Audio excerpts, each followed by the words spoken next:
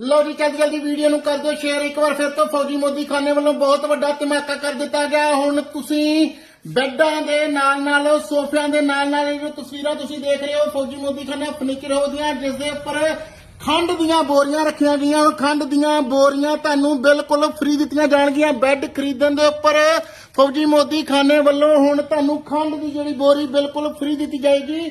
ਚਾਹੇ ਤੁਸੀਂ ਬੈੱਡ ਖਰੀਦੋ, ਚਾਹੇ ਤੁਸੀਂ ਸੋਫਾ ਖਰੀਦੋ, ਹੁਣ ਤੁਹਾਨੂੰ ਫੌਜੀ ਮੋਦੀ ਖਾਨੇ ਵੱਲੋਂ ਖੰਡ ਦੀ ਜਿਹੜੀ ਬੋਰੀ ਆ ਬਿਲਕੁਲ ਜਿਹੜੀ ਉਹ ਫ੍ਰੀ ਦਿੱਤੀ ਜਾਏਗੀ। ਸਿਰਫ ਤੇ ਸਿਰਫ ਫੌਜੀ ਮੋਦੀ ਖਾਨੇ ਵਿੱਚੋਂ ਬਹੁਤ ਵੱਡਾ ਐਲਾਨ ਕਰ ਦਿੱਤਾ ਗਿਆ। ਹੁਣ ਤੁਹਾਨੂੰ ਸੋਫਾ ਖਰੀਦਣ ਦੇ ਉੱਪਰ ਵੀ ਜਿਹੜੀ ਖੰਡ ਦੀ ਜਿਹੜੀ ਬੋਰੀ ਆ ਬਿਲਕੁਲ ਫ੍ਰੀ ਦਿੱਤੀ। ਖੁਸ਼ਖਬਰੀ ਸੋਫੇ ਅਤੇ ਬੈੱਡ ਖਰੀਦਣ ਵਾਲਿਆਂ ਲਈ ਖੁਸ਼ਖਬਰੀ ਫੌਜੀ ਮੋਦੀ ਖਾਨੇ ਵੱਲੋਂ ਹੁਣ ਤੁਹਾਨੂੰ ਖੰਡ ਦੀ ਜਿਹੜੀ ਬੋਰੀ ਆ ਬੈੱਡ ਖਰੀਦਣ ਦੇ ਉੱਪਰ ਬਿਲਕੁਲ ਮੁਫਤ ਦਿੱਤੀ ਜਾਏਗੀ। ਆਉਣਾ ਕਿੱਥੇ ਆ? ਫੌਜੀ ਮੋਦੀ ਖਾਨਾ ਫਰਨੀਚਰ ਹਾਊਸ, ਗੁਰੂ ਕੀ ਵਡਾਲੀ, ਅੰਮ੍ਰਿਤਸਰ।